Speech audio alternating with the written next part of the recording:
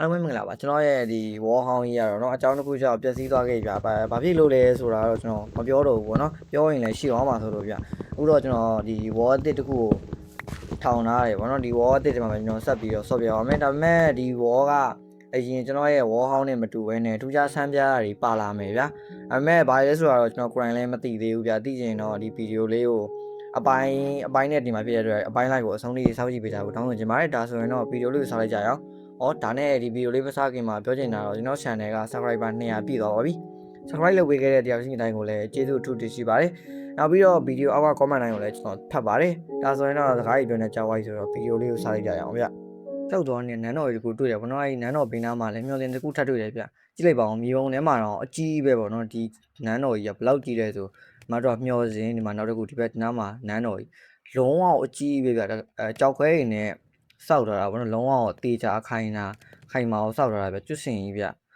ဒီကောင်လေးနဲ့ရန်သူတော့မဖြစ်ချင်ဘူးပေါ့နော်ရန်သူဖြစ်ရင်ကျွန်တော်ပဲဟွာဖြစ်မှာဗျအဲ့နဲ့ညောင်မချုပ်သွားလို့ကျွန်တော်တညအိတ်လိုက်ပါတယ်နံမုံလေးတော့စကန်းသားကိုကျွန်တော်လင်းသွားယူမယ်ဆိုပြီးတော့ပစ္စည်းတွေကိုခဏသိမ်းပြီးတော့သွားကြည့်တယ်ပေါ့နော်ကောင်လေးကဖော်မရဘူးဗျဒီကောင်လေးကကျွန်တော်ကိုလိုက်ချရတယ်ပေါ့နော်အဲ့နဲ့ကျွန်တော်အမြန်ထွက်ပြေးပြီးတော့အဲ့နေရာကျွန်တော်ထွက်လာခဲ့လိုက်ပါတယ်ရှားနေအောင်တော့မနံမုံလေးတော့ဒီကောင်လေးစကန်းကိုခဏကြည့်ပြီးတော့နော်အိမ်ဆောက်မဲ့နေအောင်လိုက်ရှာရပေါ့နော်ကြည်ပေါင်းဗျအကြီးပဲပေါ့နော်စခန်းကြီးကလုံးဝကြီးပဲကျွန်တော်အပေါ်ကနေလည်းကြီးရဲ့ဗျအများကြီးပေါ့နော်မြင်းတက်သားတွေပတ်လဲမှာသူကချတာကြည်အောင်မြားပြစ်ဆက်တွေပါရှိတယ်ဗျမြားပြစ်ဆက်ကတန်သားမြားပြစ်ဆက်တော့မဟုတ်ဘူးပေါ့တန်မြားပြစ်ဆက်ကြီးကြည်အောင်ဗျသူတို့အလန်တိုင်းချိန်ဝင်ပုံစံလေးပေါ့နော်ဟောင်းနေပါတရားမြတ်တက်ရေးဘတ်တော်သားတွေလားချိန်ဝင်ပုံစံဆိုတော့သိတယ်မလားတရားမြတ်တက်ရေးတွေပါညာတွေပေါ့ကျွန်တော်လည်းဘာမှမလုပ်ဘူးပဲကျွန်တော်ဘာလို့လိုက်ချနေကြလဲမသိဘူးတရားမျှတရေးဘတ်တော်သားကြီးလည်းပြောသေးဒါပါတော့ကျွန်တော်အဲ့နေရာကနေကျွန်တော်ထွက်လာခဲ့လိုက်ပါတယ်သူတို့ကြည့်ပြီးတော့ကျွန်တော်ရှောက်သွားနေနဲ့ဘုရားကျောင်းဒီတစ်ခုကိုတွေ့တယ်ဗောနော် Church ဘုရားကျောင်းကြီးပြအဲ့ဒါနဲ့ကျွန်တော်ဝင်းရနေလမ်းကြီးတော့ဟုတ်တယ်ဗျဘုရားကျောင်းပုံစံကြီးဗောနော်အဲ့နဲ့ကျွန်တော်အနီးကပ်သွားကြည့်ဖို့ဆုံးဖြတ်တယ်ကျွန်တော်ဘလူးကြီးပေါ်လာတယ်ဗျ Oh my god ဘလူးကြီးအကြီးပဲဗျပြေဟျောင်းနေဟာရေးဟျောင်းတော်တော်ကြီးတာပဲဟာတေးပုံကြီးကင်ပြီးတော့တစ်ချက်ခုံးပြီးတော့ဘလောက်တော့တေးလိုက်မယ်ဒါပေမဲ့ပြေးလိုက်မယ်ပြီးလိုက်လာလေပြေဟျောင်းနေဟိုတော်ကြီးလိုက်မလာတော့ကျွန်တော်ဘာကောင်ကြီးလဲဟာအကြီးပဲတေးပုံကြီးကင်ပြီးတော့ကျွန်တော်ဖះเจ้าထဲကိုဝင်နေတာနဲ့ဒီကောင်မမြင်နိုင်တဲ့ဒီဘက်တောင်ဘက်ကနေတော့ပတ်သွားမယ်လို့ဆုံးဖြတ်ရတယ်ဗောနော်လမ်းမှာလည်းကျွန်တော်အကောင်ရှိုးရသေးတယ်ဗျနောက်ကနေလိုက်လာမှာဆိုလို့တော်သေးတယ်လိုက်မလာဘူးအဲ့ဒါနဲ့ကျွန်တော်ဖះเจ้าတော့စစ်သားတွေတွေ့တယ်ဗျဖះเจ้าစစ်သားတွေတော့ဖော်ရင်မထိန်မြင်နားတော့ကတာကျွန်တော်အများကြီးနဲ့ဝိုင်းကြည့်တယ်ဗျအထဲကနေလှန်သားတွေရောဓာတ်သားတွေပါထွက်လာဒီကန်ကြီးလေးကြည်အောင်လှန်သားတွေအများကြီးထွက်လာ Oh my god ရောင်နေပြေးမင်းတို့ခေါ်နေဖះเจ้าခေါ်နေမဟုတ်လားဘာလို့ငါ့ကိုလိုက်ချနေကြလဲအေးဘောလှုပ်ထားကြပေါ့ကွာဘာမှမရှိရင်တော့ခေါ်ရင်နောက်မှတွေ့မယ်မင်းတို့ကောင်နေအကုန်လုံးနောက်မှငါလက်နက်တွေပြင်ဆင်ပြီးတော့မင်းတို့ကောင်နေအကုန်လုံးလာတက်ပြခုတော့စေတော့လှုပ်ထားကြပေါ့အဲ့နဲ့ကျွန်တော်အဲ့နေရာနေထွက်လာခဲ့လိုက်ပါတယ်ကျွန်တော်လည်းနောက်လျှောက်သွားပြီးတော့နောက်ထပ်နန်းတော်တကူထပ်တွေ့ရဗျဒီတကားဘလူးကြီးလည်းမရှိကြီးပေါ့နော်တခြားကျွန်တော်ဟိုကတော့တွေ့ခဲ့တဲ့ဂိတ်တွေနဲ့မတူဘူးဗျသူ့တကားကြီးကရှိစစ်သားတွေလည်းရှိတယ်ဗျသူတို့အင်ကြီးမှာချင်းသိလားကျွန်တော်ချင်းဝင်ပုံလားဆွမ်းနာတော့အလိုင်းနဲ့တော့တူတူပဲဗျအမေကျွန်တော်လူကောင်းနေလို့ထင်ရတယ်ကျွန်တော်လက်မကင်ဘူးပေါ့နော်ရှင်လုံးလေးကင်ပြီးတော့ငင်းငင်းတက်လာတာပါဆိုပြီးသွားကြည့်မှုပဲဗျဒါပေမဲ့ဒီကောင်တွေကအနားကိုကတ်မခံတာဗျကြုံမြင်းနေနေပေါ့နော်ကျွန်တော်အဲ့ဒါနဲ့အမြန်ဆန်ပြည့်တော်သေးတယ်ကျွန်တော်နောက်ကိုဆမ်းလိုက်တော့ဗျဒီကောင်တွေပင်းငုံနေပဲလှုပ်ရှုံနေကြပါဘောနော်အဲ့ဒါနဲ့ကျွန်တော်လည်းအမြန်ဆန်ပြည့်လိုက်ပါတယ်ပြီးတော့ကျွန်တော်တို့မှာအန်နီမပေးတဲ့ကောင်ရတွေ့ရဗျဟာကိုကြီးတို့မင်္ဂလာပါဗျကျေးဇူးအများကြီးတင်ပါတယ်ကိုကြီးတို့အန်နီမပေးတာမြင်းနေတာမိုက်တယ်အဲ့လိုမကုန်းတယ်တယောက်ကျွန်တော်တွေ့တယ်ဗျကြည့်ကြပါဦးဘာရောင်းနေငွေပြားတဲ့ဗျအာလူဖုတ်တာတခုလေပြီးတော့ဘာကိုပါမဟုတ်တယ်ဘာမှတော့တူမရှိပါအမှကြည့်ဗျာငွေပြား6ပြားကိုရွှေပြားတစ်ပြားပေးတယ်ရွှေပြားတစ်ပြားကိုငွေပြား9ပြားပေးပါတယ်ဒီဈေးရောက်သမားဘလို့ပြတော်တော်ဆိုးရရောက်မင်းတော်တော်အမျက်စီးစားမင်းဒီကောင်ဘာမှမလုပ်ဘူးလားတက်တာလည်းဖွင့်နေမှာတော်တော်ကြီးတက်တာတကူတော်နေတော့ဒီကောင်လည်းရံဖြစ်နေမှာရောက်ရင်မင်းတို့ကောင်နေရတော့ကွာထားပါတော့ကဲကျွန်တော်အဲ့နေရာကနေကျွန်တော်ထွက်လာခဲ့တော့ဒီမှာဘူးတကူတွေ့တယ်ဗျဒီကူကတဘာတိုင်းဆိုပေမဲ့တော်တော်မှမိုက်တယ်ဗောနော်နေကျင်စရာလေးဗျအဲ့နဲ့ကျွန်တော်ဒီနေရာမှာနေဖို့အတွက်ဆုံးဖြတ်လိုက်ပါတယ်ဘေးနားမှာလည်းစခန်းတစ်ခန်းရှိတယ်ဗျဒီစခန်းကိုကျွန်တော်ကြည့်ပြီးတော့ပစ္စည်းတွေနေရာချလိုက်ပါတယ်ကျွန်တော်နေဖို့အတွက်ပြင်ဆင်ဖို့အတွက်ကျွန်တော်ပြင်ဆင်ဆရာရှိပြင်ဆင်ပြီးတော့မိုင်းတူးတယ်ဗောနော်မိုင်းတူးတာကျွန်တော်မပြရဘူးဗျပြင်ဆင်ရခေါင်းတော့ဗောနော်အဲ့နဲ့ကျွန်တော်ဒီနားဟာတွေလိုက်ပြီးတော့လုပ်တယ်ဗျကျွန်တော်အိမ်ပတ်လေးဗောနော်အဲ့နဲ့ပြီးတော့ကျွန်တော်ဟိုစခန်းကိုသွားချတယ်ဗျကြောရမင်းကချမလားဘောဝိုင်း ရိုးရအောင်နောက်ကောင်မင်းလည်းလာခဲ့ရိုးတရားရောမင်းငါလည်းပဲ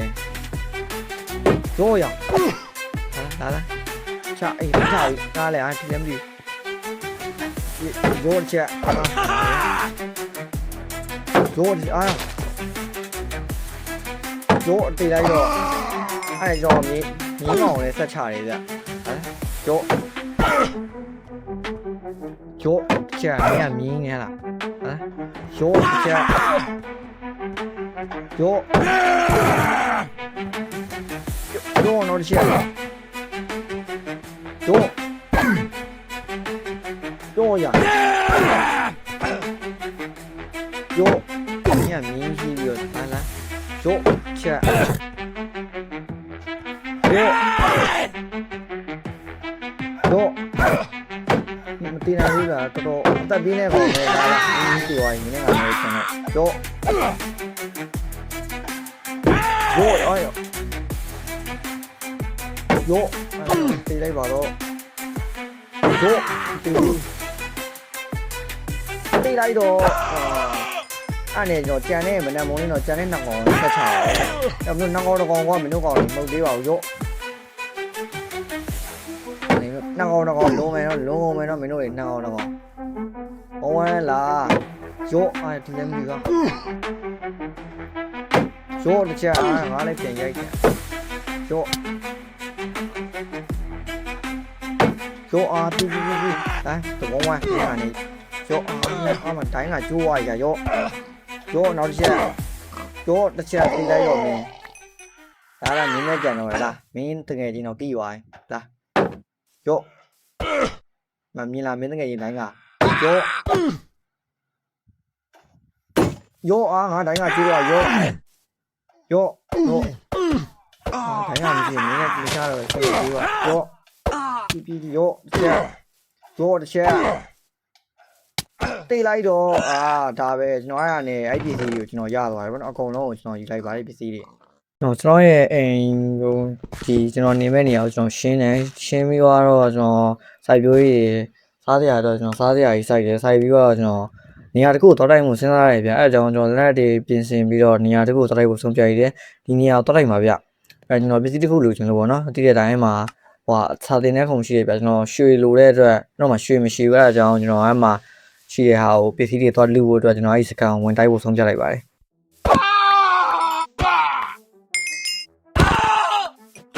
ကျွန်တော်အဲ့ဒီစကန်ကိုဝင်တိုက်တော့မှအပြောင်စကင်နဲ့ခေါင်းတွေ့တယ်ဗျသူ့လောင်းငယ်သားတွေအဲ့လောက်မကြမ်းဘူးဗောနော်ဒီအပြောင်စကင်နဲ့ခေါင်းတော့ကြမ်းနေဗျကျွန်တော်ခုမှဒီဓာတ်ချင်းရှင်ချတော့မှတိတယ်ဗျဒီကောင်ဒီဘဲကဒီခေါင်းဆောင်တွေကတော်တော်ကျန်းတယ်ဗောနော်ဒီကောင်းစကင်ကလည်းလုံးဝမိုက်တယ်နောက်ပြီးတော့သူတို့တိုက်ခိုက်ရလုံးဝကျွတ်စင်အဲ့ဒါကျွန်တော်အားကောင်နဲ့ဘိုင်ကောင်းဆွဲတော့ကျွန်တော်တီကန်နီးလေးဖြစ်သွားတယ်ဗျဒါပေမဲ့ကျွန်တော်အားကောင်နိုင်ခဲ့တယ်ဗောနော်နားပဲတောင်းဆုံးဒါပဲဒီမင်းသားနောက်ဆုံးမင်းသားပဲနိုင်ရှင်အဲ့နဲ့ကျွန်တော်အဲ့စကန်အကောင်တွေအကုန်လုံးသူတို့လီဒါကိုလည်းတတ်တယ်အရှိမကောင်တွေအကုန်လုံးတတ်ပြီးတော့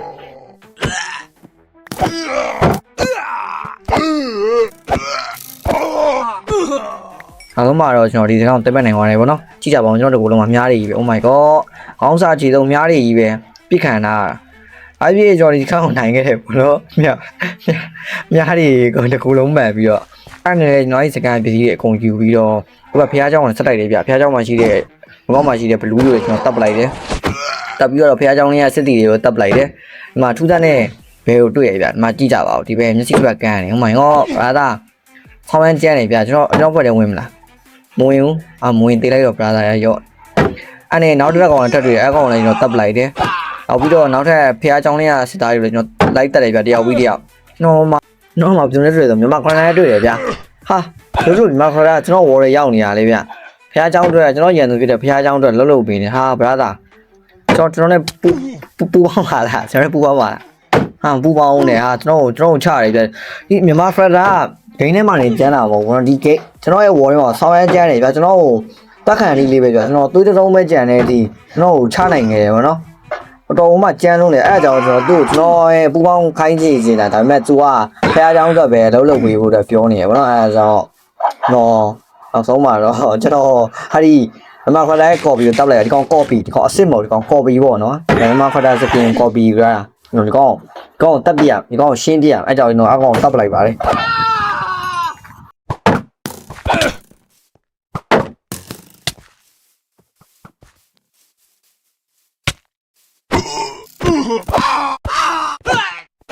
ျွန်တော်မှကောင်မလေးတယောက်တွေ့တယ်မနော်ဖះเจ้าထဲမှာနေတဲ့ကောင်မလေးတယောက်ကျွန်တော်အစားဒီကောင်မလေးကိုဒီဖះเจ้าထဲမှာရှိတဲ့ sister လို့ထင်တာပေါ့နော်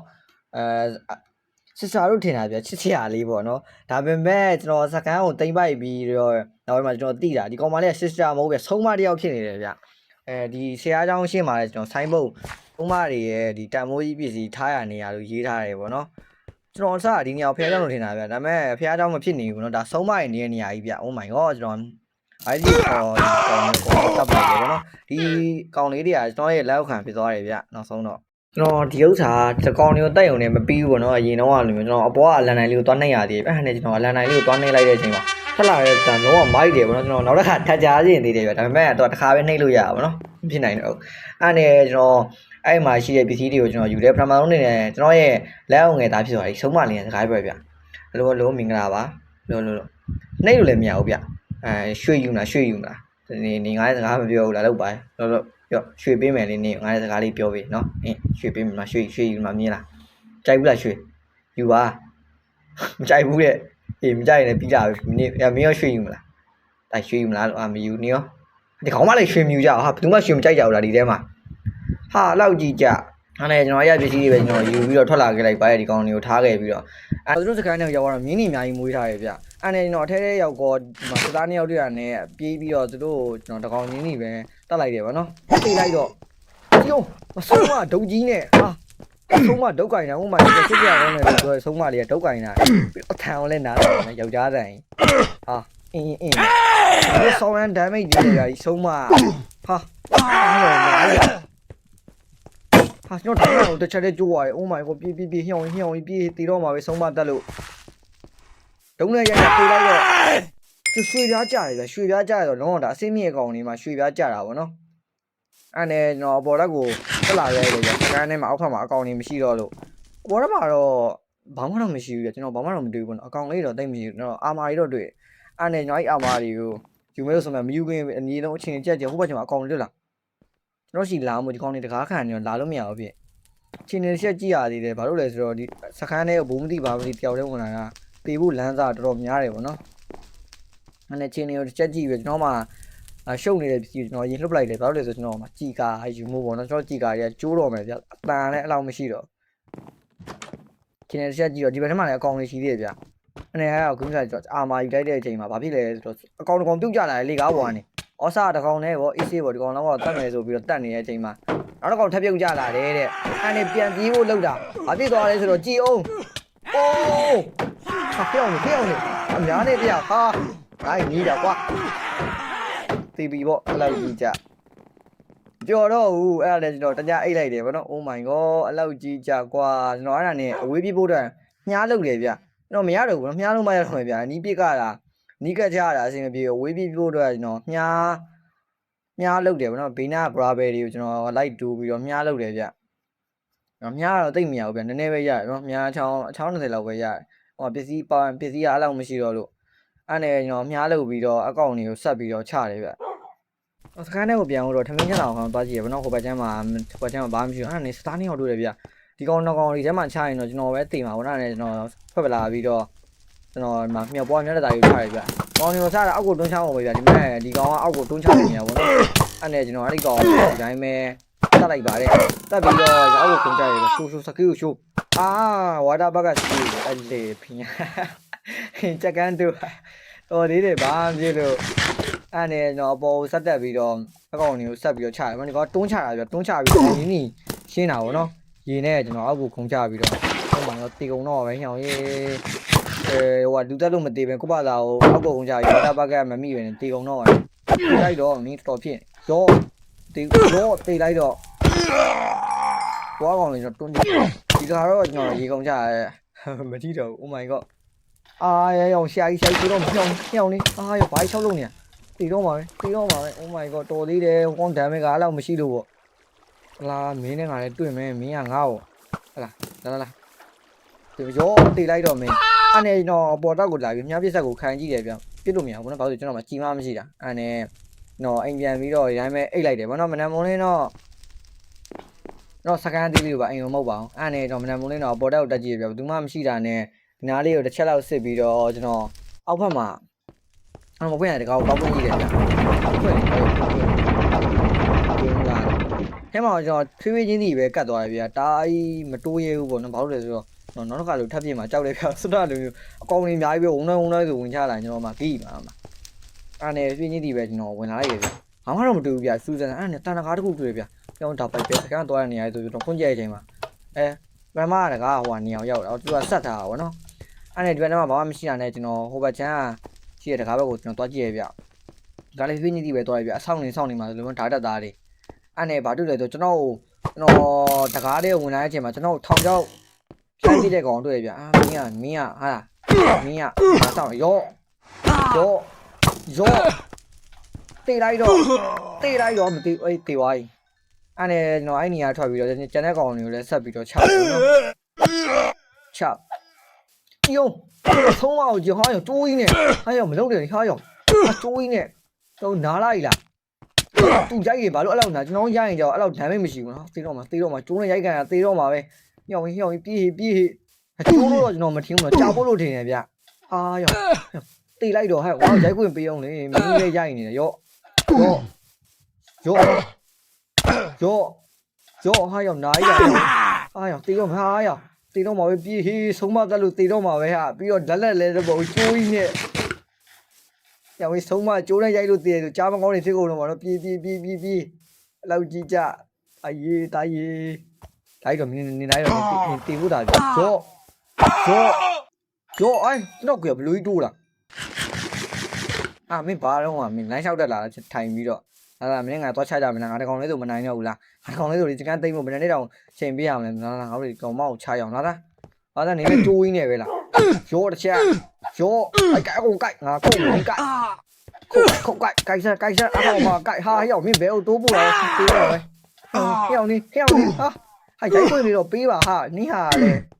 ဟာရောင်ဆိုရင်နှစ်တုံးနဲ့ Oh my god နှစ်တုံးနဲ့တစ်ချမ်းပဲကျွန်တော်ပြေးဟာတာရေးမင်းကိုက်ငါအကောင်များမယ်မင်းကိုက်ပြေးဟာရောတိနေတယ်ဟာတေကုန်တော့မှာပဲဟေးနှစ်တုံးပဲကျွန်တော်တိုက်ကိုက်စားကောင်ဆောမြန်ကဟာငါကောင်ကြံခဲ့ပြီဟာငါကောင်မသေးနဲ့ငါကောင်ကြီးကိုက်အကောင်ကိုက်ဟုတ်တယ်ကိုက်ဒါပဲသေသွားပြီ Oh my god ကျွန်တော်ခွေတောက်လိုက်တာဆောင်းရမ်းကြမ်းနေဗျာဟာရောမင်းဆောင်းရမ်းတော့တာပဲကွာအဲ့တော့မှမလေးမင်းကအစာကြည့်လို့မရဘူးကွာငါကနေငါတော့မှပဲမွဲတေနေတာစားစရာတောင်းမှမလေးငါတို့ဆက်ပြီးချကြမလားကောင်နေမင်းနဲ့ငါနဲ့နှစ်ကောင်ပေါင်းပြီးချမှရမယ်ငါတကောင်လဲဆိုတော့မနိုင်တော့ဘူးကွာရသလောက်ကူညီယူမှရမယ်အဲ့နဲ့ကျွန်တော်အပေါ်ရက်ကိုဆက်ပြီးတော့အကောင်နေနဲ့ဆက်ပြီးတော့ချခဲ့တယ်ဗောနော်အဲ့ကျွန်တော်ဒီကောင်ချပြီးရင်ကျွန်တော်ကိုကိုက်အောင်ကိုက်အကောင်ကိုက်ငါလည်းကိုက်တော့ငါလည်းရိုက်နေပြီးတော့ကိုက်မယ်လို့ချားရောငါခွင့်ကြုံကြသွားပြီအားရောအဲ့တိုင်းအမနေငါလာခဲ့မယ်တေးလားမင်းတေးလိုက်တော့မင်းငါလိုက်ငါခုံချလာခဲ့ခဏလေးတော့လာပြီโอเคဟာမပြုတ်ပဲကွာတေကုန်တော့ညောင်ကြီးဟာရောအများကြီးပဲတုံပြေးဟာအကြီးကြီးပါကျိုးကုန်ညောင်တေတော့မှာပဲဟာအော်လာညံ့နေတယ်ဟေးအော်ငါလည်း AI နဲ့မချားနာပေးတာအော်ရောကုန်းလေးအော်ညံ့နေတယ်ကွာလောက်ကြီးကြတေကုန်တော့ဟာရောပြေ Oh my god ဟဲ့ရောဟေးဟာငါခွေးကြံခဲ့ပြီခဏနေရောငါခွေးကြံခဲ့ပြီပြေးဟာငါခွေးကိုကောင်းနေဝိုင်းချုံနေပြီဟာငါခွေးဒီနေ့ငါချမလားငါခွေးကိုခဏနေရောအာတေသွားပြီငါခွေးတေသွားပြီကွာခွေးငါမင်းနဲ့လက်သားချေမယ်ဟာခုတော့လက်သားမချေငါတေတော့မှာပဲဟေ့အောင်ဟေးတတုံးနဲ့တစ်ချမ်းပြေးမင်းနဲ့လက်သားချေမယ်တာကြီးမင်းခဏလေးစောင့်ပါဦးကွာငါလည်းငါရစ်လေနေတယ်ဟေ့အောင်တေလိုက်တော့တို့တေပြီးသားမဲ့နေတို့တွေဘသူ့ကိုဒေါ်လာဆွဲရတယ်နင်တို့မသိဘူးနင်တို့တွေအကုန်လုံးငါတကောင်ကြီးနေတက်ပြမယ်ဒါတန်းနင်တို့တွေအကုန်လုံးသိပြီးသားမဲ့နင်တို့တွေလာတေးလိုက်တော့မင်းမဘာလို့တီယုံကျွန်တော်ဘယ်လောက်တက်ချင်လဲမသိဘူးကိုကနေခုံချလာကြဒါတန်းနင်ကချဒိုတော်ပြီနင်တို့တွေကနင်ကဆုံးမလေးတဲ့ချစ်စရာကောင်းတယ်ဆိုပြီးတော့ဟွာဖြစ်တာတော့အာတုံးကြနှစ်တုံး Oh my god တိုက်ချီးနေကအမကို ကာရှင်းရကာပြေးခေါ်ထစ်မနေတော့ပြေးတော့မပြေးတော့သေတော့မှာပဲဟုတ်မလေးဒီလိုချိန်နေမျိုးဆိုတော့တတ်တော်မမြင်မရှိရေ Oh my god သေတော့မှာပဲနောက်ကြည့်ကြခဏနိုင်ပြန်စားလိုက်ကြမယ် Oh my god ကျွန်တော်ဆုံးမလာတဲ့ကလွတ်အောင်ပြေးပြီးတော့ကျွန်တော်အိမ်ခဏပြန်လိုက်တယ်ပေါ့ကျွန်တော်စားစရာမရှိဘူးဗျစားစရာရှာတော့အဲ့ဒါနဲ့ကျွန်တော်စားစရာရှာဖို့အတွက်ဒီဘက်တောအုပ်ထဲကိုကျွန်တော်ထွက်လာခဲ့လိုက်တယ်ဗျတောအုပ်ထဲကိုထွက်လာတော့ဗာနဲ့တွားတွေ့လဲဆိုကျွန်တော်ဆောင်းုံတစ်တခုတွားတွေ့တယ်ဗျကျွန်တော်ရဲ့ဟိုဘက်ချမ်းမှာကြည်အောင်ဆောင်းုံတစ်တခုကျွန်တော်နောက်မှာကျွန်တော်အိမ်နောက်တင်ကျွန်တော်ရှိတာကျွန်တော်မသိဘူးဗျဆောင်းုံတစ်ခု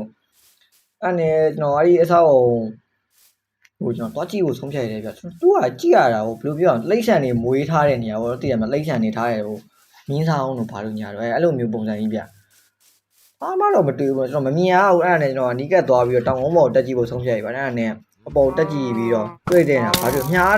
ပြစ်သား2ယောက်တွေ့တယ်ဗျဒီကောင်ဘာလုပ်နေရလဲဒီနွားချန်ထဲမှာနွားတွေမွေးထားတာဗျကြည့်ရဒီကောင်နှစ်ကောင်ပိုင်ရှင်နဲ့တူတယ်ဗျဒါပေမဲ့ကျွန်တော်လည်းစားသေးရလောနေရဒီနှစ်ကောင်ကိုကျွန်တော်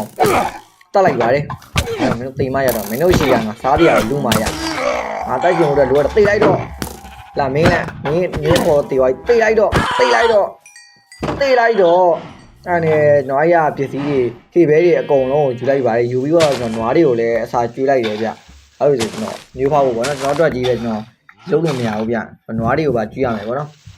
်ခေဘဲတွေအကုန်ယူပြီးတော့ကျွန်တော်အပြင်ဘက်မှာရှိတဲ့ဒီဝက်တွေပွားတွေကိုပါကျွန်တော်အကုန်လုံးလိုက်တက်တယ်ဗျဘာလို့ဆိုကျွန်တော်စားတွေကထောင်ရမ်းလိုရနေပြီပေါ့နော်ကျွန်တော်အရင်ဘာရဟောင်းတော့ကစားတွေကဟိုပြောမရတော့ပေါ်များပြီမဲ့ဒီအင်ပါယာအသေးထောင်တော့မှာစားစရာမွဲတည်နေတာပဲအကုန်လုံးရှိသမျှစားစရာအကုန်လိုက်နေမှာဗျအဲ့ဒါနဲ့ကျွန်တော်အကုန်လုံးလိုက်တက်ပါတယ်နွားတွေဟိုမဟုတ်ဝက်တွေကိုကျွန်တော်လိုက်တက်တယ်ဗျအပြင်ကဝက်တွေကိုတက်ပြီးတော့အဲ့ဒီစကန်ကိုပြန်ချရဗျအကောင်နေနဲ့ချပြီးတော့ကျွန်တော်စကန်ထဲကိုကျွန်တော်ရောက်သွားရပါတော့စကန်ထဲမှာဘာမှတော့မတွေ့ဘူးဗျဖြည်းဖြည်းချင်းညီပဲဝင်လာအဲ့နဲ့ကျွန်တော်တခါဟိုဘက်ချမ်းမှာရှိတဲ့တခါကိုကျွန်တော်ဖွင့်ပြရခြင်းမှာပါရီတွေ့လဲဆိုတော့ကျွန်တော်တန်အာမာတွေအများကြီးရှိတယ်ဗျကျွန်တော်အာမာတွေလိုချင်ညာကွက်တိပြောရဗျတီအောင်တန်အာမာတွေအများကြီးပဲ Oh my god တော်တော်ကန်ကောင်းတာပဲတန်အာမာ၄ခုလားအဲ့တော့အဲ့အာမာတွေကျွန်တော်ယူလိုက်တယ်ဗျနော်အာမာတွေယူပြီးတော့ကျွန်တော်အာမာတွေပြတ်မှဝတ်မယ်ဆိုပြီးခဏတိန်းထားရတယ်ဗျပြီးတော့ကျွန်တော် iPad ထဲကိုဆက်သွားရတဲ့အချိန်မှာကျွန်တော်ဒုတိယအထက်ကိုရောက်နေရဗျဒီခန်းကဒုတိယအထက်မှာရှိတဲ့နေရာပေါ့နော်အဲ့နဲ့ကျွန်တော်အဲ့နေရာမှာပေါ်နေနဲ့ကြည့်တယ်ဗျအချင်းနဲ့ချက်ချိုးတယ်ဘာမှတော့မတူဘူးဗျကျွန်တော်အပေါ်တော့စတားကြီးထွက်လာတယ်ဗျအဲ့နဲ့အောက်ကိုညံဆင်းပြီးတော့အကောင်တွေကိုလည်းကျွန်တော်အောင်းကြီးချလိုက်တယ်ဗျဒီအများကြီးပဲ3ကောင်တော့ Oh my god ပြီမြန်ပြီဟာတိတ်လို့မရဘူးဒီကောင်ရင်းကြီးရှင်းမရအောင်သွေးလေးတုံးပဲရှိတော့အောက်နေကျွန်တော်တက်ပြီးတော့အပေါ်တော့တက်လာတယ်ဗျဒီဘက်ထဲမှာဆွမ်းတာစတားကြီးတွေ့ခဲ့တယ်ဗျကျွန်တော်ပထမတက်လာတော့ပေါ့နော်အခုတော့အဲ့ဖြည်းဖြည်းချင်းသွားတော့ကျွန်တော်အဲ့ဘက်ရှမ်းကိုဖြည်းဖြည်းချင်းသွားကြည့်လိုက်ပါတယ်သွားကြည့်လိုက်တော့ဘယ်ရောက်သွားလဲဆိုကျွန်တော်တို့ညားစဉ်ပထမထပ်မှာရောက်နေတာဗျသူတို့ကလမ်းတွေသူကလည်းဆက်တာငဘာကြီးတိုင်းပဲကျွန်တော်တော့မျက်တိလေးလို့ဖြစ်အဲ့နဲ့ကျွန်တော်အပေါ်မှာများတွေမျက်တသားတွေအများကြီးပဲကြည့်အောင်အပေါ်ထဲမှာလည်းဆက်ချဖို့အကောင့်တွေရှိသေးတယ်ပေါ့နော်အဲ့နဲ့အပေါ်တက်ကိုတက်လာခဲ့လိုက်တယ်ဗျအပေါ်တက်ကိုတက်လာတော့ကျွန်တော်ဘာတွေ့လဲဆိုမကြုံဆုံးမဒုက္ခိုင်နဲ့တောင်းနောက်တစ်ယောက်ထပ်တွေ့ပြန်တယ်အဲ့ဒါနဲ့ကျွန်တော်သူ့ကိုလည်းတပ်လိုက်တယ်ပေါ့နော် AC ပဲအဲ့ဒါ AC တပ်လိုက်ပါတယ်ဒီမတက်ကတော့ဖျောက်လာတယ်ဗျနှစ်ကောင်တော့ကျွန်တော်ဝိုင်းချတာနှစ်ကောင်ဝိုင်းချတော့ကျွန်တော်တေးလိုက်တယ်ပေါ့နော်မ AC တော့တေးသွားပြီကျွန်တော်တေးတော့ပြန်ရှင်လာတယ်ပေါ့နော်ပြန်ရှင်လာတော့ကျွန်တော်ပြန်သွားပြီးတော့အကောင်တွေကိုထတ်ချတယ်ဗျတေးလိုက်တော့ကျွန်တော်အမှမိုင်းတခုလှုပ်လိုက်တယ်ဗျဒီမှာကျွန်တော် we spawn မိုင်းဆက်လိုက်တာဗျနော်သူတို့စကန်ထဲမှာသွားအိတ်လိုက်တာဗျအဲ့မှာဘာဖြစ်သွားလဲဆိုနောက်မှလာတော့ပြဿနာအခုတော့ဘာဖြစ်လို့ AC လေးပဲပေါ့နော်ကျွန်တော် AC လေးပဲအကောင်တွေကိုဒီထဲမှာထွက်လာတဲ့ကောင်တွေကိုကျွန်တော်တတ်တယ်ဒီနှစ်ကောင်လည်း AC လေးပဲတတ်တယ်ဗျတော့ပြဿနာအဲ့နာမှာလုံးဝ AC ပဲဘာဖြစ်သေးဘူး AC ပဲအဲ့နဲ့အဲ့နှစ်ကောင်လည်းကျွန်တော်တတ်လိုက်တယ်ကောင်တက်ပြီးတော့ထဲအကောင်တွေကျွန်တော်တတ်တယ်ဗျအဲ့နဲ့ထဲအကောင်တွေအကုန်လုံးတတ်ပြီးတော့ကျွန်တော်ဖြည်းဖြည်းချင်းနေဝင်ကြည့်တယ်ဗျဒီခန်းထဲမှာဘာတွေရှိလဲဆိုပြီးတော့ဘာမှတော့မရှိဗျအဲ့ຢာတွေပဲအများကြီးရှိတယ်ဗျအဲ့အပေါ်တက်ကိုဆက်တက်လာတယ်အပေါ်တက်ကိုအဲ့တော့ဒီမှာဆုံးမရှိသေးတယ်ဗျအဲ့နဲ့အဲ့ဒီဆုံးမကိုလည်းကျွန်တော် AC လေးတက်လိုက်ပါတယ်အဲ့ဆုံးမတက်ပြီးတော့ဒီမှာဆုံးမလေး2ယောက်ရှိတယ်ဗျဒီဆုံးမ2ယောက်ကတော့လုံးဝဖော်ရည်တယ်ပေါ့နော်သူကငင်းငင်းရေးသမားတွေဒါတော့ဘာဆက်ကြီးလဲမသိဘူးဗျကျွန်တော်လည်းနားမလည်ဘူးနော်ဘာဆက်ကြီးလဲမျိုးခုမှမြင်မှုလာဗျပထမဆုံးဒီဆက်အဲ့နဲ့စစ်သားတွေအပေါ်မှာထိုက်ကြလာတယ်ဗျအဲ့နဲ့စစ်သားတွေကတကောင်လဲဆိုတော့ AC လေးပဲဆိုပြီးကျွန်တော်ချတယ်ဗျအဲ့ဒီမှာကျွန်တော်ကြားရစစ်သားအတန်တွေအများကြီးကြားရတယ်ဗျကြည့်အောင်တိုင်းလိုက်ကျိုးသွားပြီပြေးဖို့မရတော့ဟာတေးမရဘူးလမ်းရောက်မရှိတော့တေးသွားပြီကွာအဲ့မှာကျွန်တော်စပွန်းလာတယ်ဗျကျွန်တော်စကန်ထဲမှာ အစားဘာဖြစ်ဘူးပေါ့နော်ကျွန်တော်ပြီးရင်လွတ်တယ်ဗျကျွန်တော်ပြီးရင်လွတ်တာကိုဘာလုပ်လဲဆိုတော့မှဖင်ရှည်ပြီးတော့အပေါ်ကိုပြန်တက်သွားတယ်ဗျာအဲ့မှာတကောင်နဲ့တွေ့တယ်ဗျာစစ်သားကတကောင်နဲ့ထပ်တွေ့တယ်ပေါ့နော်အမဲအောင်တကောင်နဲ့မဲအောင်တကောင်နဲ့ဆိုတော့ကိစ္စမရှိဘူးဗျာအဲ့မှာဘာဖြစ်လဲဆိုတော့နောက်ထပ်စစ်သားတွေထည့်ရောက်လာတယ်ဗျာဒီလိုအဲ့နဲ့ကျွန်တော်အောက်ကိုအမြန်ဆင်းပြေးတယ်ဗျာပြေးဟောင်းပြေးဟေးတေတော့မှာပဲဟာပြေးနေလိုက်ကျွန်တော်လွတ်နေပြီဗျာမှာတကောင်ချင်းစီများခေါ်ပြီးတက်လို့ရှင်ကျွန်တော်လွတ်နေပြီအဲ့ဒါကိုဖင်ရှည်ပြီးတော့တကားကိုတောက်ဖွင့်ရတဲ့အချိန်မှာဘာဖြစ်လဲစစ်သားတွေအများကြီးထွက်လာတယ် Oh my god ရောက်နေတေးပြီဟာအလောက်ကြီးကြတေးပြီတေးတယ်ဗျာအဲ့နဲ့ကျွန်တော်အဲ့ဒီစကန်ထဲမှာပြန်စမိုးလာတယ်ဗျာအဲ့ဒါမှလည်းဘာမှမဖြစ်သေးဘူးတကောင်နဲ့ပဲလာရင်ပြဿနာမရှိအမှအဲ့ဒါနောက်တော့စစ်သားတွေအများကြီးထဲရောက်လာပါတယ်တဲ့ကြည်အောင်ကျွန်တော်ပိတ်မိသွားပြီကျွန်တော်ဒီကောင်တွေကိုတက်ရင်တက်မတက်လို့ရှိရင်ကျွန်တော်တေခံလဲဒီညာပဲစပုံးမယ်တလဲပေါ့မှာပဲရတော့မယ်ဒါပေမဲ့ကျွန်တော်တလဲမပေါ့ဒီကောင်တွေနဲ့ဆက်ချရကြဟုတ်ရတို့တေပြီးသားမဲ့ငါလည်းတေပြီတို့မတေခါလည်းတေတယ်ဆက်ရှင်လည်းဆက်ချရတယ်နောက်ကတက်ရှင်နောက်ကထက်ချရတယ်ကျွန်တော်နောက်ကတက်သေးတယ်နောက်ကထက်ချရတယ်အကောင်ကိုထပ်ပြီးတော့နောက်ထပ်ပြီးတော့တေးတယ်ထပ်ပြီးတော့ထက်ချရတယ်ဒီကောင်နေစဉ်းစားနေရပါပဲဟာငါဒီကောင်လေးကိုဆောက်ခဏတက်ပြီးဒီကောင်ဘာလို့ခဏပြန်တိုက်ရှင်လာလဲပေါ့ဒီကောင်လေးတွေးနေပြီးကြတယ်အမေတိုက်တေးတယ်ကျွန်တော်ထက်ရှင်တယ်အကောင်ကိုထက်ချရတယ်ထပ်တေးပြန်တယ်ဗျာထက်ရှင်တယ်ထက်ချရတယ်ဒီကောင်တေးသွားပြီဒီကောင်ရှင်းပြီးသွားပြီပေါ့နော်အဲ့ဒါနဲ့ကျွန်တော်အကောင်ဆက်တက်တယ်ဗျာနောက်တော့ထပ်တေးသွားတယ်ဒီကြောင့်မရှိဒီမှာထပ်တက်နောက်တော့ထပ်ဝင်လာပါတယ်တဲ့တက်တေးတယ်ထပ်ပြီးတော့နောက်တော့ကောင်လည်းထက်ချရတယ်ထက်ချရဲကျွန်တော်အမှထိုင်လုံးပေါ်သွားထိုင်မိပါတယ်တဲ့တေးသွားပြီထက်ချရတယ်ထက်ရှင်တော့ထပ်တေးတယ်ဗျာထပ်ပြီးတော့ထက်ရှင်တယ်ထက်ချရတယ်ထပ်တေးပြန်တယ်ဗျာအမှထပ်ပြီးတော့ရှင်တယ်ထက်ချရတယ်တန်တရားနောက်တော့ထပ်တေးသွားတယ်နှစ်ကောင်ပဲကျန်တော့ဗျာအာမိုင်လည်းမရှိတော့ဘူးကြည်အောင်ဟိုကောင်ကြည်အောင်ဟိုလက်တွေပါကျိုးနေတာဗျာကျွန်တော်ကိုချတာအကောင်လက်တွေပါကျိုးနေတာကျွန်တော်လက်မရှိတော့ဘူးဗျာကျွန်တော်ထပ်သေးတယ်ထပ်ရှင်တယ်ကျွန်တော်အကောင်ဟိုနဲ့ရိုက်တယ်ဗျာဗါလဲတော့မှရှိတယ်တောက်ကြီးနဲ့ရိုက်တယ်ကျွန်တော်ပစ်ကတ်နဲ့ထပ်သေးတယ်ထပ်ပြီးတော့ရှင်တယ်ကျွန်တော်ထပ်ပြီးတော့အကောင်တီးမုံနဲ့ရိုက်တယ်ပြေးလိုက်တော့မင်းအားရောက်ရင်လက်တီးနဲ့ဒိုးနဲ့နာလိုက်လားဓာတ်နဲ့ခုတ်တာတဲ့အဲ့နဲ့ကျွန်တော်ထပ်ပြီးတော့ထပ်ချရတယ်အကောင်အနေနဲ့ကျွန်တော်အာမာရဲကျွန်တော်ခုပြီးကျိုးနေတယ်ကျွန်တော်အာမာမရှိတော့ဘူးတေသွားပြီအဲ့ဒါပစ်ကတ်နေတဲ့အကောင်ကိုထက်ရိုက်တယ်ဗျတော့အားထပ်တေတယ်ဗျာအမထက်ချတယ်အကောင်ကိုထပ်တေကျွန်တော်ပစ်ကတ်ကြီးလဲကျိုးသွားပြီဗျာနောက်ဆုံးတော့ဘာလို့လဲမြားနေအကောင်ကိုပြစ်မှရအောင်ကျွန်တော်မြားဆောင်နေတယ်အင်းနဲ့ထိုးနေလို့မရတော့ကျွန်တော်ထပ်တေတယ်အမနောက်တော့ဝိုင်းတဲ့ချိန်မှာကျွန်တော်မြားကင်မြောက်ကောင်ကိုမြားနေပြည့်တယ်ဗျာတစ်ချက်နှစ်ချက်မတူဘူးနောက်ဆုံးချက်တွေ့တယ်တေသွားပြီမတူဘူးရောတေလိုက်တော့တေသွားပြီမင်းကောင်ပဲကျွန်တော်တယ်ရောတစ်ချက်ရောအားလွဲတယ်ရောတေလိုက်ပါတော့အေးကျွန်တော်နောက်ဆုံးမှာတော့ဒီငရဲခိုင်းကြီးကနေလွတ်မြောက်သွားခဲ့ပြီဗျာ Oh my god လောက်ကြီးကြမလေ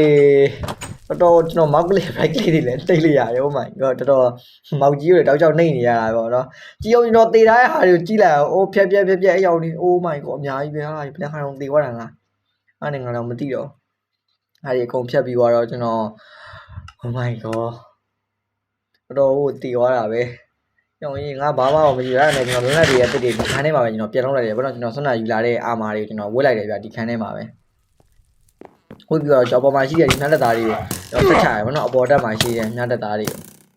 ကောင်းတယ်အောက်ကိုတကောင်ကြီးတုံးချလိုက်တယ်ဗျရောမင်းအောက်ကိုဆင်းလိုက်တော့လာရောမင်းလည်းအောက်ကိုဆင်းလိုက်တော့နောက်တော့ကောင်မင်းမဲ့ကျွန်တော်ရောဆင်းလိုက်တော့မင်းအောက်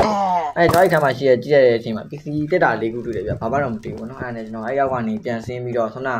အောက်မှာရှိတဲ့မြတ်တက်သားတွေကိုတော့ဆက်ချရဗျဝါတာဘကန်နဲ့ခုံချပြီးတော့ဒီကလည်းခက်ချက်ကန်တို့ပြီးလုံးနိုင်သွားတာပေါ့နော်အဲ့ဒါတော့ကြီးကပြန်မသိမိဘူးထပ်ပြီးတော့ထပ်ချမိတေးလိုက်တော့ရောကြည့်ပါဦးပေါ့ကြောက်တကူလုံးလည်းမြားတွေကြီးပဲအဲ့နဲ့ကျွန်တော်အဲ့လိုက်နာကိုသွားပြီးတော့ကျွန်တော်အမှကျွန်တော်လိုအပ်တဲ့ဒိုင်းကာတွေကျွန်တော်အလုပ်လိုက်တယ်ပေါ့နော်ကျွန်တော်ဒိုင်းကာတွေရှိတော့ဘူးဗျအဲ့နဲ့ကျွန်တော်ဆက်အဲ့ကိုပြန်တော့ဒီမှာမြောက်ခိုင်းရှိနေတယ်ဗျာဒီကောင်တွင်းကြလာတယ်ဗျမြောက်ခိုင်းတဲ့ကိုရှိနေတဲ့အချိန်မှာအဲ့နဲ့ကျွန်တော်အဲ့ဒီကောင်လည်းတပ်ပလိုက်ပါတယ်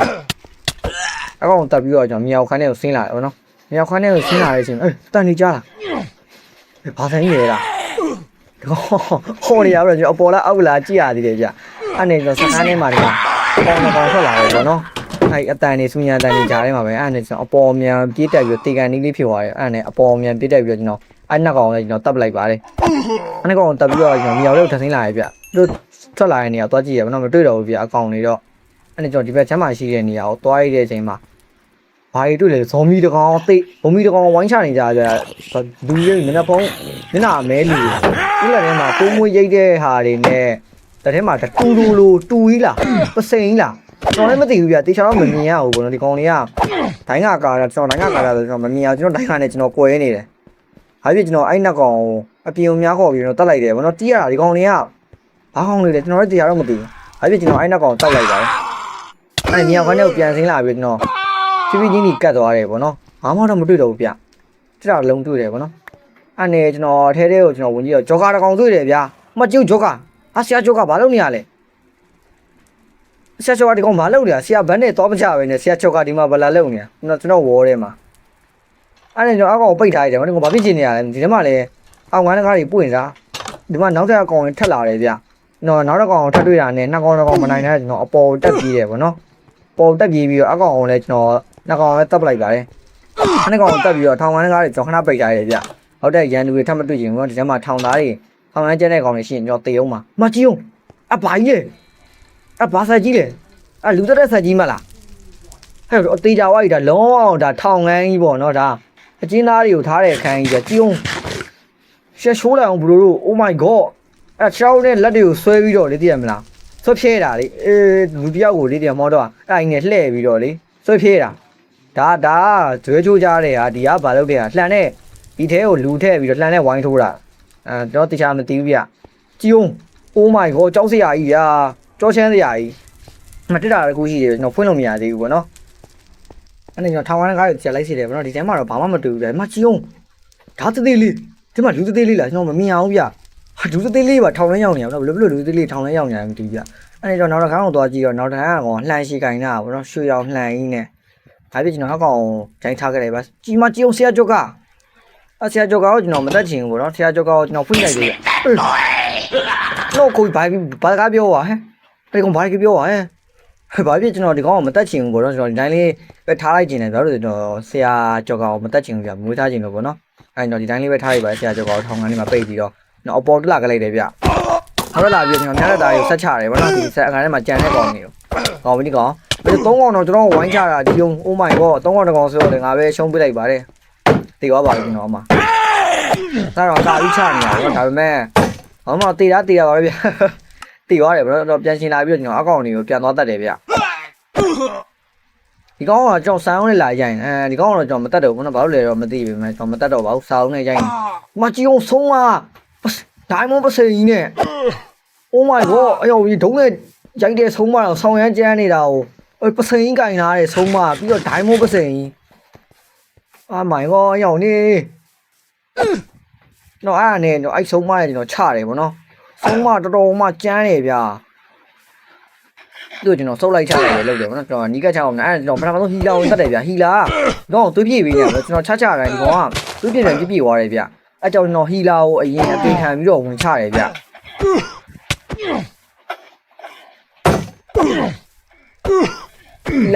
ီလာမသေးသေးဘူးဘရောဟီလာနောက်ဆုံးတော့ဟီလာတေတော့ပါကျွန်တော်များပြေးချမ်းနေပဲအဲ့နဲ့ကျွန်တော်ဒီအမောက်ဆုံးမတော့ကျွန်တော်တတ်နိုင်နေတယ်ဗောနော်ဆုံးပါတော့အဲ့နဲ့ကျွန်တော်စခန်းထဲကိုပြန်သွားခဲ့လိုက်တယ်ဗျအဲ့နဲ့ကျွန်တော်အပေါ်ဓာတ်ကိုဒီဘယ်တော့တက်သွားရည်တယ်ဗောနော်အပေါ်ဓာတ်ကိုတက်သွားပြီးတော့နေ့ထပ်တွေ့တယ်ဗောနော်ခန်းနေတွေ့ရတယ်ဒီမှာဟုတ်လားဒိုင်မွန်သားကြီးနဲ့စစ်သားတယောက်ဗျအဲ့နဲ့ကျွန်တော်အဲ့စစ်သားကိုကျွန်တော်တပ်ပလိုက်ပါတယ်အဲ့နဲ့သူဒိုင်မွန်အခန်းထဲမှာရှိတဲ့ဒိုင်မွန်အာမာကိုကျွန်တော်ယူပြီးပို့လိုက်တယ်ဗောနော်အဲ့မှာကျွန်တော်ဒိုင်မွန်အာမာရသွားပြီဗျတုံမမိုက်တယ်ဗောနော်ဒိုင်မွန်အာမာကြီးပို့လိုက်တော့ကျွန်တော်မှအာမာတွေပြည့်ဖြိုသွားပြီဗျအဲ့နဲ့ကျွန်တော်ဟိုဘက်စညစ်ပန်ခန်းကိုလည်းကျွန်တော်ဝင်ကြည့်တယ်ဗောနော်ဘာရှိအောင်မလဲဆိုပြီးတော့ဝင်ကြည့်တဲ့ချိန်မှာနောက်တဲ့အကောင်ထက်ရောက်လာတယ်ဗျအဲ့နဲ့ကျွန်တော်အဲ့ဒီကောင်ကိုလည်းကျွန်တော်တပ်ပလိုက်ပါတယ်အဲ့ကောင်တက်ပြီးတော့ကျွန်တော်ဒီပေါ်တက်ကိုတက်ဖို့နီးလန်းရှာရတယ်ဗောနော်ဒီပေါ်တက်မှာစစ်သားတွေရှိသေးတယ်ဗျအဲ့နဲ့ကျွန်တော်အဲ့ဒီပေါ်တက်ကိုဘလော့တုံးနေစစ်ပြီးတော့ပဲတက်သွားလိုက်တယ်ဗျကြီးဦးတို့ဒီကောင်တွေစောင့်နေကြပါဗောနော်ကျွန်တော်ပေါ်မစင်မကြီးတက်သွားလို့ရှိရင်ကျွန်တော်ပြုတ်ကြပြီးတင်ပါဗျ ပေါ်မှာစောင့်နေကြတာအများကြီးပဲဗျဟိုကောင်တော့အောက်ပြကြပြီးရှော့ပါကြီးဟောမီကပြုတ်ကြပြီးရှော့ပါကြီးဗောနော်အဲ့နဲ့ကျွန်တော်ဒီကောင်တွေကိုမတက်ပဲနဲ့ကျွန်တော်အပေါ်ကနေပဲတွန်းချလိုက်ပါရော့ပြုတ်ကြပြီးတော့မင်းတို့ပြုတ်ကြပြီးကြီးလိုက်တော့ကျွန်တော်မသိလို့ကျွန်တော်ချက်စစ်ကာသေးရဗောနော်ဘာလို့ကျွန်တော်မသိလို့ရှိရင်ထပ်တက်နေအောင်ပါဗျအဲ့ကျွန်တော်ဒီတိုင်းမြေကြီးပေါ်ကနေကောင်တွန်းချပြီးပါတယ်သေတယ်ဗျဘာလို့ကြောက်မြင့်ကနေမပြုတ်ကြတဲ့ကောင်ကတော့သေတာတော့မဖြစ်နိုင်ဘူးဗောနော်သူသေသွားတယ်ဗျကျအကောင်ကြီးကုန်တယ်ဗောနော်အဲ့နဲ့ကျွန်တော်အလန်နိုင်ကိုသွားနှိပ်တယ်ဗျနိုင်အောင်သွားရတော့နှိပ်လို့မရသေးဘူးနော်ကျွန်တော်လိုက်ရှာရဗျဗမာလဲဆိုကျွန်တော်လိုက်ရှာရဗောနော်ဗမာလဲဆိုတော့ကျွန်တော်နောက်မှကျွန်တော်ကိုအောက်ကတကားနားမှာတွေ့တဲ့ကောင်သွားတွေ့ရဗျအဲ့ဒါကျွန်တော်အကောင်လည်းတက်ပလိုက်ပါတယ်ရောတိတ်လိုက်တော့ထနှိပ်တယ်ဗျမရသေးဘူးဗျအဲ့ကျွန်တော်လိုက်ရှာဘယ်နားမှာလဲဆိုတော့ကျွန်တော်အောက်ကိုသွားတွေ့ရဗျဟိုမှာကျအောက်မှာနီအောင်ဆက်ကြီးဟိုမှာဖြူအောင်ဆက်ကြီးပြောတာအဲ့နဲ့ကျွန်တော်အဲ့ဒီမြေအောင်ခန်းထဲမှာကောင်းနေရှိသေးရပဲဆိုပြီးကျွန်တော်မြေအောင်ခန်းထဲမှာမြန်ဆေးပြီးတယ်ဗောနော်မြေအောင်ခန်းထဲရောက်တော့ကျွန်တော်ဆရာကြော်ကာကိုမတက်ချင်မဲနဲ့တက်ရတော့မှာဗျညာနဲ့ဆိုကြော်ကာတက်ပလိုက်တယ်နော်မတက်လို့ရှိရင်ကျွန်တော်အလန်တိုင်းနှိပ်မရဘူးဗျအဲ့နဲ့ကျွန်တော်ဆရာကြော်ကာကိုတက်ပလိုက်ပါကျွန်တဲ့ကောင်တွေကိုလည်းကျွန်တော်တကောင်ချင်းကြီးလိုက်တက်လိုက်တယ်ဗောနော်ဒီချက်ဘူးလေးတွေနဲ့ကျုံဒီချက်ဘူးကတော့ကျဲဗျကျွန်တော်ကိုလှမ်းချတာဝေးကြီးကလှမ်းနိုင်တယ်ဗောနော်အဲ့နဲ့ဒီချက်ဘူးကိုလည်းတက်လိုက်ပါတယ်ချက်ဘူးကစစ်ဝေးဆုံလေးဒီကောင်ခေါင်းဆောင်တယောက်ဗောနော်ချက်ဘူးတိလေးအားကောင်လည်းတက်လိုက်ပါတယ်နောက်ပြီးတော့ကျွန်တော်ဒီလှန်ရှင်နဲ့ကင်ထားတဲ့ဖဲကိုလည်းကျွန်တော်တက်လိုက်ပါတယ်ထိလိုက်ရောမင်းအကောင်ကျွန်တော်တက်ပြီးတော့ရှားခန်းကိုဝင်တယ်ဗောဒီခန်းထဲမှာဟီလာတယောက်ဖမ်းထားရဗျဘာလို့ဟီလာကိုဖမ်းထားရလဲမသိဘူးဒီဖိုးကြီးဘာဖြစ်မှုနေလဲလို့လည်းမသိဘူးဟီလာဘာလို့ဟီလာကိုလည်းတက်ပလိုက်ပါတယ်နော်တစ်တာရှိတဲ့အခန်းထဲပဲကျွန်တော်တက်ပြဘာမှတော့မရှိဘူးနော်တစ်တာရှိတဲ့အခန်းထဲမှာတော့အဲ့နေကျွန်တော်အပေါ်ကလန်နိုင်ကိုသွားနှိပ်လိုက်တယ်ဗောနော်ဟာတော့မှတော့ကျွန်တော်ဒီကောင်အောင်မြင်တော့တိတ်ပိုက်နေသွားရောနော်ဘယ်နေရကြာလဲတော့ကျွန်တော်သိချာမသိဘူးဗျဘယ်နှခါသိလဲကျွန်တော်မမှတ်ထားဘူးဗောနော်အကုန်လုံးကိုဒီတိုင်းပဲထားလိုက်တာအဲ့နေကျွန်တော်တက်တာကိုပြင်ရတော့ဒီမှာအချန်နေဘုတ်တွေတွေ့တယ်ဗျနော်အချန်နေဘုတ်တွေကျွန်တော်သိမကြည့်ဘူးနော်ဒီတိုင်းထားလိုက်ပါနောက်မှလုံမယ်ဆိုပြီးတော့အဲ့နေကျွန်တော်ဟိုခန်းထဲကိုကျွန်တော်တစ်ချက်ဝင်ကြည့်လိုက်တယ်ဗျအဲ့ခန်းထဲမှာကျွန်တော်ဒိုင်းမိုးလက်နက်တွေအများကြီးပဲ Oh my god လုံးဝမိုက်တယ်ဗျကျွန်တော်ရွှေငွေရတနာတွေရောပဲအများကြီးပဲအဲ့နဲ့ကျွန်တော်ဒီစက်ညင်ပန်ခန်းထဲကိုဝင်ပြီးတော့ကြည့်လိုက်တယ်ဗျနော်ဒီဘက်ခန်းမှာလည်းကြီးုံအာမာကြီး Oh my god မဟုတ်ဒိုင်းငါကြီးအဲ့နဲ့တော့အဲ့ဒိုင်းငါကိုယူတက်လိုက်တယ်ဗျနော်ကျွန်တော်မှဒိုင်းငါမရှိတာနဲ့နော်အဲ့နေရာကျွန်တော်ဆင်းပြီးတော့ကျွန်တော်အောက်မှာကျွန်တော်လောက်ထားတဲ့ဘလော့တွေကိုကျွန်တော်လိုက်ပြီးတော့ရှင်းတယ်ဗောနော်ကျွန်တော်ဘလော့တွေကပြန်ချက်လို့ရသွားပြီဗောနော်ဒီအလန်တိုင်းကိုကျွန်တော်ပိုင်အောင်ကျွန်တော်ဒီစကန်ကိုပိုင်သွားတဲ့တော့ဘလော့တွေကပြန်ချက်လို့ရသွားပြီဗျအဲ့ဒါကျွန်တော်ဘလော့တွေအကုန်လုံးကျွန်တော်လိုက်ဖြတ်လိုက်ပါတယ်ကျုံပစ္စည်းတွေတော့ဘာတွေလဲမသိဘူးအများကြီးပဲဗျလိုအပ်တာတွေမလိုအပ်တာဆေးပလင်းတွေရောပဲဆေးပလင်းတွေကျွန်တော်အဲ့လောက်မလိုဘူးဗောနော်လိုလည်းမလိုရဘူးဘာဖြစ်ကျွန်တော်ဒီတိုင်းထားလိုက်ပါတယ်ဒီဆေးပလင်းတွေရောဒီပစ္စည်းကဘာလို့လဲဟာကြီးလဲမသိဘူးเนาะနောက်မှပဲလေ့လာတော့မယ်เนาะဘာကြီးလဲမသိဘူးပြမြားတွေအများကြီးပဲဒီထဲမှာဒီညလန်းကတော့ပြစ်လို့မရသေးဘူးဗောနော်ခုချိန်ကြီးကြီးအောင်မှာအာယုံအာမခန်းထဲမှာဘာပြစ်တာတွေအများကြီးရှိပြီးတော့ဘာလို့ဒီမှလည်းမထည့်တာအောင်ဟိုဂျင်းထည့်တာလားဟာနည်းနည်းပဲရှိတယ်ကွာဒီခန်းထဲမှာတော့ဒီမှာဒိုင်းမွန်ဓာတ်တွေရှိတယ်ဗောနော်ရွှေတုံးတွေနဲ့နော်စစ်သားတွေအများကြီးလုပ်လို့ရပြီဗျရွှေတုံးတွေရှိတယ်ဆိုတော့ဗောနော်အဲ့တော့ဒီတိုင်းကိုဖွင့်ကြည့်တယ်ဒီမှာဘာတွေလဲမသိဘူးစလေတဲ့ဟာကျွန်တော်အဲ့ဒါတိတ်မလိုအပ်ဘူးဗောနော်ကျွန်တော်တို့ကဘာမှလောက်ဝမ်းဖြစ်အလှဆင်တဲ့ဟာကျွန်တော်အလှမစင်တတ်ဘူးကြီးအောင်ကျွန်တော်တက်တာလေးရှိနေတော့ကြည့်ရတက်တာတစ်ခုလုံးကဘာမှမရှိပါဘူးတဲ့ဟာအလောက်ကြီးကြဗျာအဲ့ပြကျွန်တော်ဒီနေရာဟာတွေကိုကျွန်တော်ဖြတ်လိုက်ပါနောက်ပြီးတော့ကျွန်တော်ဒီ blacksmith တွေလည်းကျွန်တော်ဝင်ကြည့်လိုက်ဗျာကျုပ် diamond 3လုံးပြီး steel ingot ပါရှိတယ်ဗျာအဲ့ပြတော်တော်မိုက်တယ်ဗျာအဲ့နဲ့ကျွန်တော် support ချောင်းတွေကိုလည်းတွားကြည့်တယ်ဗျာ support ချောင်းထဲမှာတော့အဲ့လောက်သိမရှိဘူးနော်စားစရာတွေပဲရှိတယ်ဗျာဘာဖြစ်စားကြတော့ကတော့ပူကြမလို့ပေါ့နော်ဒီမှာဝတ်သားပြားတွေဒီမှာဖျဲသီးတွေဘာတွေညာတွေအများကြီးပဲရှိတယ်ဗျနေ့ဗီဒီယိုလေးကဒီလောက်ပါပဲပေါ့နော်ကျွန်တော်ဗီဒီယိုကအရမ်းရှင်းပြတဲ့အတွက်ဒီလောက်နဲ့ပဲရန်လာခြင်းပါတယ်ကျေးဇူးပဲခဲ့တဲ့တယောက်ကြည့်တိုင်းအောင်ကျေးဇူးတည်ရှိပါတယ်ဗျနောက်ပြီးတော့ကျွန်တော်ဒီဗီဒီယိုလေးကိုကျင်းသက်တဲ့ဆိုလို့ရှိရင်တော့ like and subscribe နေပေးကြပါဦးအောက်ဆုံးကြပါလေကျွန်တော်ဒီဗီဒီယိုလေးကိုအချိန်ကြာကြီးပေးပြီးလုပ်ထားတာဖြစ်တဲ့အတွက်ကြောင့်မလို့ကျင်းသက်တဲ့ဆိုရင် like and subscribe တေချာလေးနေပေးကြပါဦးခင်ဗျအားလုံးကိုကျေးဇူးအများကြီးတင်ပါတယ်နောက်ထပ်ဗီဒီယိုမှာပြန်နေကြပါမယ်အားလုံးပဲဘိုင်ဘိုင်ပါ